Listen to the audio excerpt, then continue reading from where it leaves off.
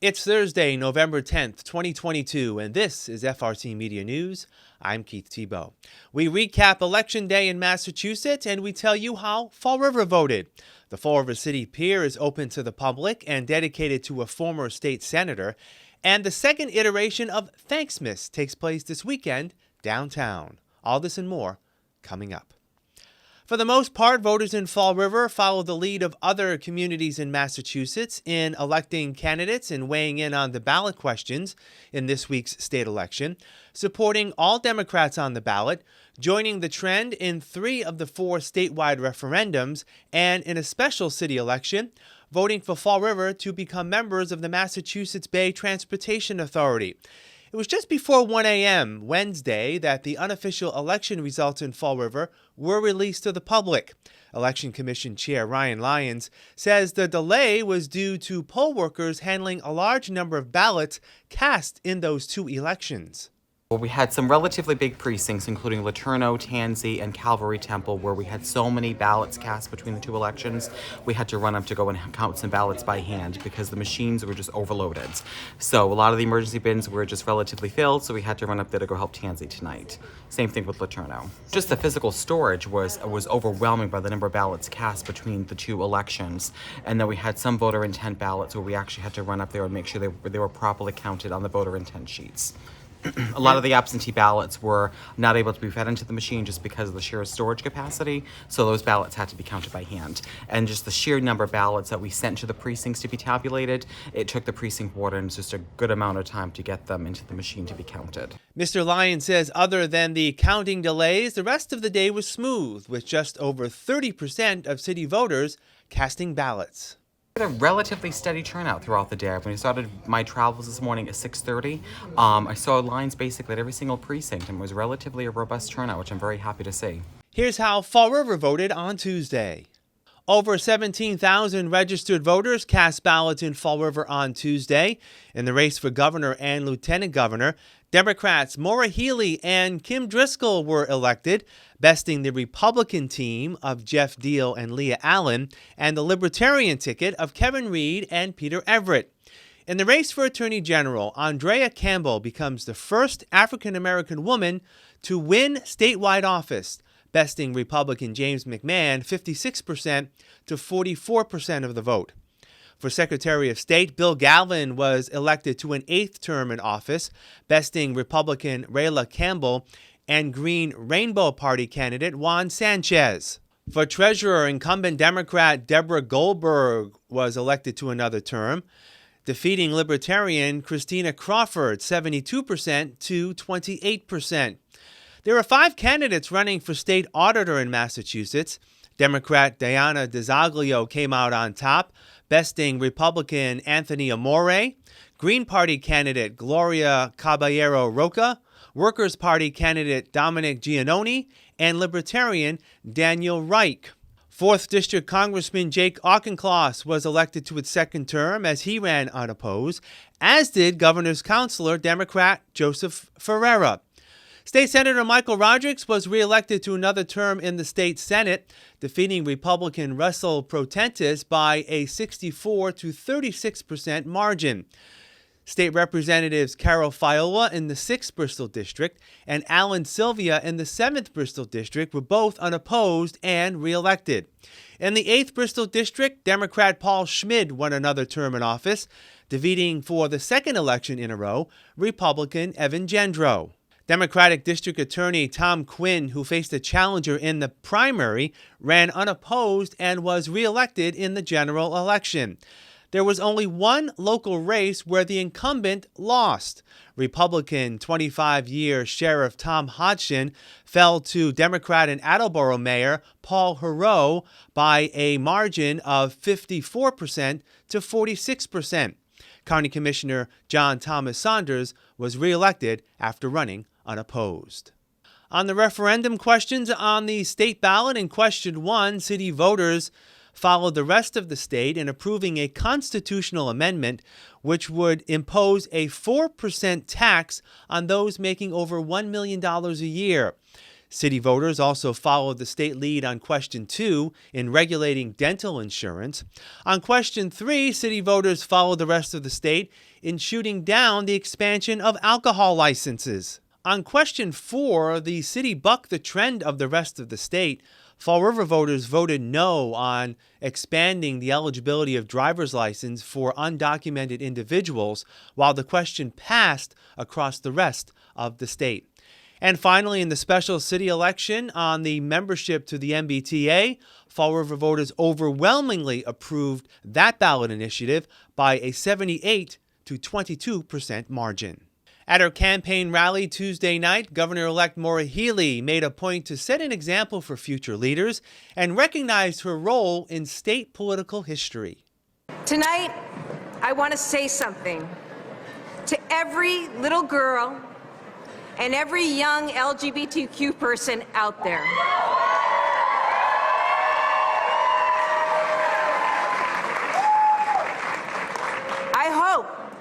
I hope tonight shows you that you can be whoever you want to be. Tonight, to all of you and to all of you out there, with the help of so many, we made history, didn't we? We made history.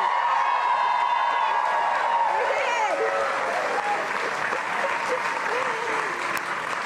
I stand before you tonight proud to be the first woman and the first gay person ever elected governor of Massachusetts. 5 of the 6 executive branch positions in January will be held by women. Ms. Healey says she welcomes the responsibility thrust upon her in leading the Commonwealth. The people of Massachusetts tonight have given us a historic opportunity and a mandate to act. So we're going to ignore the noise. We're going to focus every day on making a positive difference in people's lives. Our job from day one will be to make our state more affordable. I'll be a governor for every person struggling with higher costs. We'll make Massachusetts more competitive and affordable so that people will come here, stay here, and grow their businesses here. We'll cut taxes, fix roads and bridges, invest in education and job training. And we'll take on the climate crisis and create great clean energy jobs.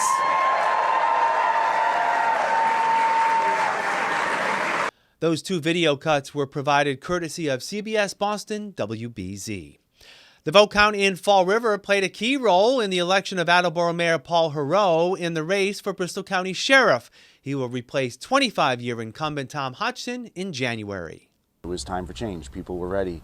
And that's why 5 years ago I committed to doing no more than 3 terms. I said I was going to do 2, maybe 3 terms, and now I'm in my 3rd and final term, but that's why with Sheriff I've also committed to doing no more than 2 terms because it's a 6-year term. I don't want to overstay my welcome. A lot of people have asked me, has he called to concede? And the answer is no, but I don't think that's any different than any of the other 9 competitive races I've had.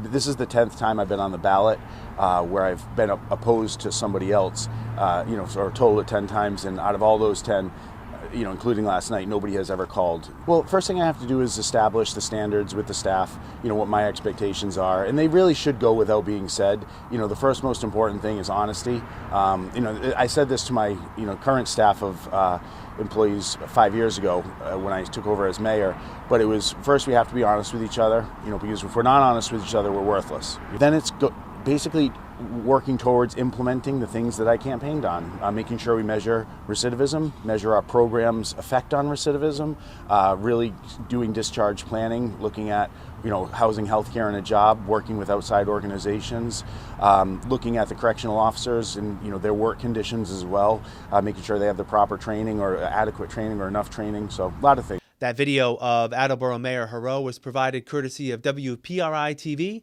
Channel 12 in Providence. As we mentioned, Fall River's membership in the MBTA was approved by a 78% to 22% margin. Mayor Paul Coogan called the vote, quote, a no-brainer. You go by those depots, you go by the layover station, it really looks like, to me, like progress for the city of Fall River. I was at I don't know, four or five polling places yesterday, and it was just overwhelming. I'm holding a signed vote yes on the train, and people were just very, very supportive. I didn't for the life of me know why there was a cadre of people who thought that that was a negative for the city of Fall River. And even looking at it this morning after, when you see the results like that, I guess most people thought like I did. But at the same time, I just still to this day don't know why people would not want the train. I went to the meetings, I listened, but if you listen to some of these people, they're they're from somewhere else. I have no idea what they're thinking, and it was win-win for the city of Fall River and the South Coast, and I'm very, very pleased with the results. Even though the state election just ended a couple of days ago, it's never too early to start looking ahead to 2023, when city voters will be going to the polls to vote for mayor, city council, and school committee. When Mayor Paul Coogan ran for office in 2019, he said he was looking to hold the position for 2 terms. Midway through term number 2, the mayor has changed his mind and has announced that he will seek a 3rd term on the 6th floor next year. I've seen so many great things going on in the city of Fall River right now. And knowing what I know now from being down here and working with people, whether it's the council, the state representatives, the governor, Fall River at this time, in my humble opinion, needs a little continuity. And I don't like talking about myself. I don't think that's how you make friends in the city of Fall River.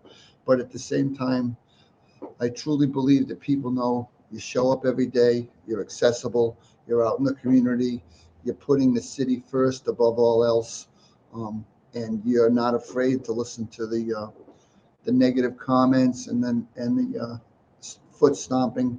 Then you're okay to run the city of Fall River. Fall River is absolutely loaded with potential. Work to do? Absolutely.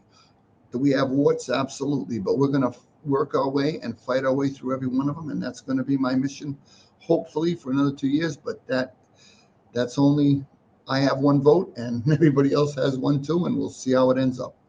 The Fall River City Council this week set the property tax rate for homeowners and businesses for fiscal year 2023.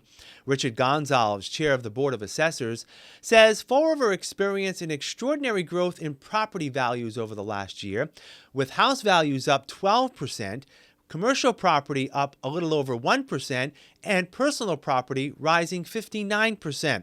That has resulted in a new growth at a 20-year high of $3.7 million. Mr. Gonzalez says Fall River has become a wise real estate investment for residents and investors. People spend their money wisely, and they're investing in the city. They have faith. They have hope in government.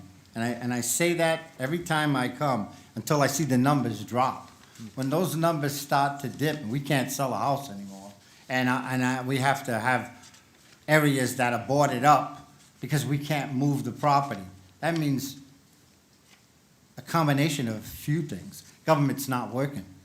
And I see this policy here, the government's working, everybody's working together. And the way I see it, and I've been involved for 41 years in this business, investment in this city has never been that high. So what does this mean in terms of potential tax increases for the year? Mr. Gonzalez has an overview as to what homeowners will pay based on the median house value price of $313,150. So at the 175 shift, which is, again, the maximum, the median price family increase, again, on $313,150 for the year, is $259.53. That's the number. And then anything below that, the numbers simply go up as you decide to go below 175. You're shifting more to the residents. What's happening with the commercials are going down. So at the max, the commercials are going down, and that's no fault of our own. They're going down $829.97 on a $689,000 assessment. That's what's happening. Included in the tax bill is the first installment of taxpayer share in paying for the construction of the new BMC Durfee High School. Voters approved a debt exclusion to raise taxes to pay for the school in 2018. After nearly 4 decades of contamination and decay, the Fall River City Pier is now open to the public. The space was dedicated over the weekend to former State Senator Thomas Norton. Millions of dollars in state and federal aid went into the remediation and renovation of the waterfront site. Fall River Mayor Paul Coogan says the end result is another waterfront attraction for the benefit of city residents and visitors. The dedication of this pier represents another tremendous step forward for Fall River and our waterfront. I want to thank the Redevelopment Authority for their vision and hard work, which made this city pier a reality going back decades. Since becoming mayor, I have asked many times about the plans and timelines for this piece of land. This area is one of the most popular in Fall River right now. It's used every day by walkers, boaters, commuters. It's an honor to provide our residents with another beautiful open space that can be enjoyed for decades to come. The future of this pier is very bright. In my head, I can already picture concerts, food truck nights, workout classes, maybe a beer garden, and the opportunities are endless. And we've seen a new appetite for civic events in our city, and today we acknowledge another great place to host them. Also on hand for the dedication was Congressman Jim McGovern, who represented Fall River in Congress for 13 years. He says Senator Norton was the first from the area to endorse him for Congress. He called the former senator a friend and credited his style of politics for always getting things done for Fall River. Some might say that Tom Norton kind of is an old-style politician. Well, if that's the case, I want to see more old-style politicians get elected to office at every level.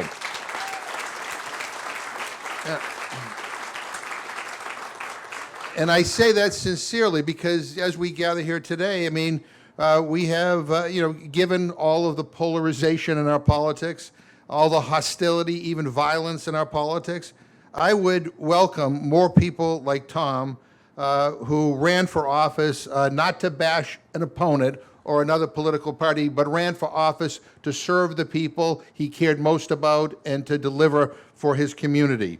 Senator Norton was a member of the House and Senate, serving Fall River for 26 years, from 1972 through 1998. He said he's most proud of his work delivering for the voters of the city and giving back through the sponsorship of long-running charitable events. He said he's proud to be associated with the new City Pier and to share its success with those he served with while in office and those who came after. People in this audience, whether you held an office or you didn't hold an office, have been goodwill. You've spread your goodwill out to a lot of people. And that's what's appreciated about people who are Fall Riverites. And that's what I carried with me every day. It's all about people. I thank you for yesterday. I thank you for today. And I thank you for tomorrow. God bless you. Let's make the waterfront a tourist attraction to beat none. We'll have more FRC Media News right after this. Here are some job descriptions on the latest hot jobs list from the Mass Hire Fall River Career Center. Lead food service worker. South Coast Health System, located at 363 Highland Avenue, is looking for a per diem lead food service worker to provide the shift-to-shift leadership for the Patient Services Department. Job number 178-58475. Gas Utilities Technical Trainer. Liberty Utilities, located at 36 5th Street, is looking for a full-time gas utilities technical trainer, responsible to plan, design, and develop, deliver, and evaluate technical training programs for this company's safety policies and programs. Job number 178-54597. E-commerce coordinator. St. Anne's Credit Union, located at 1675 President Avenue, is seeking a full-time e-commerce coordinator to perform in-depth concepts of online banking support, online account opening, and ATM debit card management. Job number 177-35692. Schedule coordinator. Fall River Jewish Home, located at 538 Robeson Street, is looking for a full-time schedule coordinator. For more information, call 508-679-6172. Shaw's, located at 4171 North Main Street, has an immediate need for the following full and part-time positions. Cake decorator, job number 178-48295. Meat cutter, job number 178-48078. For more information about these or other positions, visit Mass Hire JobQuest at jobquest.dcs.eol.mass.gov or call the Mass Hire Fall River Career Center at 508-730-5000. Hi, I'm Tess Curran, Director of Health and Human Services for the City of Fall River. I know that we're all tired of COVID-19. However, COVID remains a threat in our community. Anybody can become infected with COVID-19, especially children. Therefore, it's critical that parents consider getting their children vaccinated.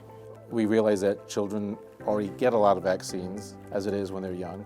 So to add one more can be a lot for parents. But just like the other vaccines have basically helped eliminate many of the diseases that they were designed to fight, same thing with COVID. As a parent, when we were thinking about how to approach the vaccination process with them, we were really looking at what the benefits were versus what the risks were. You know, they're 3 active kids. They like to play outside, they like to run around, and we wanted to keep them as healthy as possible. We talked to our pediatrician, what was going to be the best move for all 3 of them. For parents who have questions about the vaccine, the best thing you can do is ask your pediatrician. There was a little pinch, but it wasn't really that bad. Anyone 6 months and older is eligible to receive the COVID-19 vaccine. For questions, please contact your doctor or visit frvax.com for additional information. Welcome back. The One South Coast Chamber last week held its annual meeting and celebrated the achievements of individuals and organizations that have made a long-lasting positive impact on the community. It's the 3rd year since the Bristol County and South Coast Chambers of Commerce merged into the One South Coast Chamber. Board of Directors Chair Eileen Dennehy says much has gone well in that time, led by co-CEOs Michael O'Sullivan and Rick Kidder.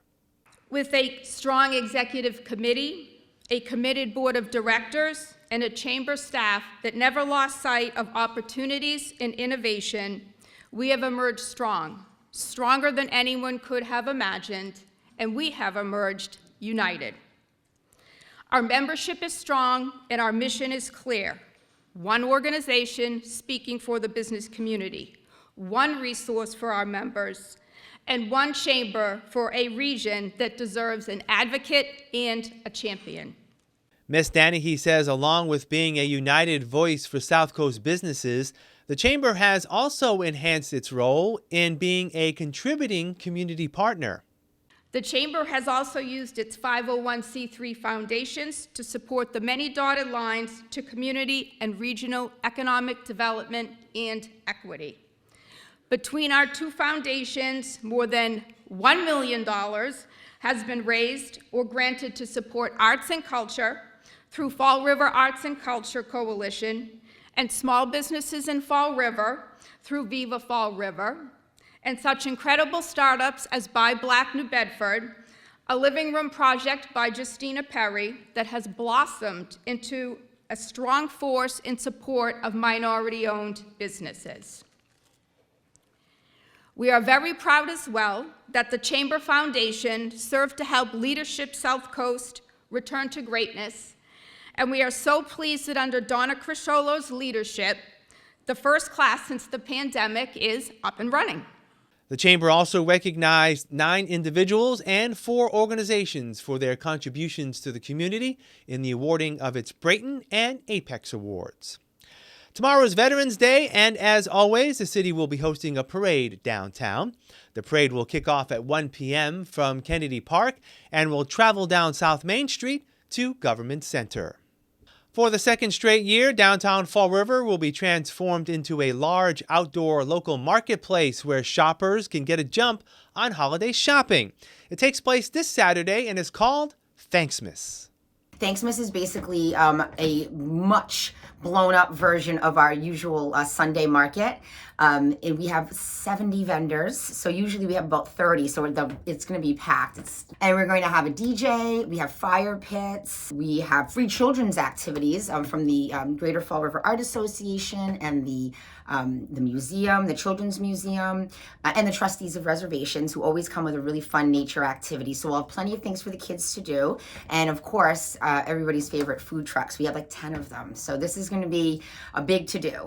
This is really about community. See, like, even though we were filled, you have to, you know, when somebody asks and requests to come, I want everybody to be a part of this. And it really is just such a team effort between myself, Viva Fall River, the City of Fall River, Fall River Farmers and Artisans Market, and Craftiest Shop. Ms. Rigo says there will be a wide variety of local vendors on hand, with the benefit of keeping holiday shopping dollars local. You'll find things just like personal care products like soaps and candles and whatnot, which everybody, loves those for gifts, hostess gifts as well. But then we also have somebody who sells cheesecakes, these really savory, amazing cheesecakes. We have somebody who sells hot sauce, and we have decor, lots and lots of holiday decor. If you can think about it, it's probably going to be there. If you can be a little bit more thoughtful, you'll find these really super, super affordable. I think people automatically assume, oh, it's handmade, it's expensive. That is not the case. There are so many beautiful things that are unique, and people will remember you always for the gift that you give them because you put a little bit of thought into it. And I know it's easy to get a gift card, and sometimes that's the way you have to go, but you're not just supporting somebody's family and the money that they need in order to live. You're just supporting the local economy and just inspiring people to continue to do the things that they love to do. And we should all have something like that we love to do. Thanksmas runs from 4 p.m. to 8 p.m. on Saturday on Old 2nd Street across from Government Center. We will wrap up this edition of FRC Media News right after this. Welcome to Hot Dogs and Cool Cats. Today we have June. June is an 8-year-old male. He's very loving. He would do well in any home. He would do well with kids, older folks. He would do well with other cats. He's pretty calm. He'll tolerate being held for a few minutes, but not a long time. He's a very handsome boy. He'll do fine with kids, just a little older kids, just where he's a little on the shy side. He is active, but not overly active. He will play if he has toys in the cage. As long as you go slow with him in the beginning and he knows you mean no harm, he's fine. He wants to find a nice home where he can relax in his senior years and just have a nice comfy place to chill. So if you'd like to meet June, come on down to 300 Linwood Street, Fall River, Mass. June would love to meet you. Today we have Teddy. He's a 2-year-old Border Collie Lab mix. He came to us a couple of weeks ago. He is a very well-mannered boy. He knows sit, paw. He loves to cuddle, play with other dogs. He's not really a toy type of dog or a treat type of dog, so he just pretty much loves affection. That's his motivation to life. I think he should go to a house that probably has another dog. He loves playing with other dogs. As for kids, we say about 12 and older just because of his size, but honestly, I don't think he has a problem with smaller kids. It's just to be more on the cautious side that we say that. So if you'd like to meet Teddy, you can come on down to Forever Paws Animal Shelter on 300 Linwood Street in Fall River. Teddy would love to meet you. That's all for this edition of FRC Media News. Please visit our website at frmedia.org for all the latest news and local information. FRC Media News airs Thursdays at 6 p.m. and Fridays at 5:30 p.m. For all of us here at FRC Media News, I'm Keith Tebow. Have a great Veterans Day weekend. We'll see you next Thursday.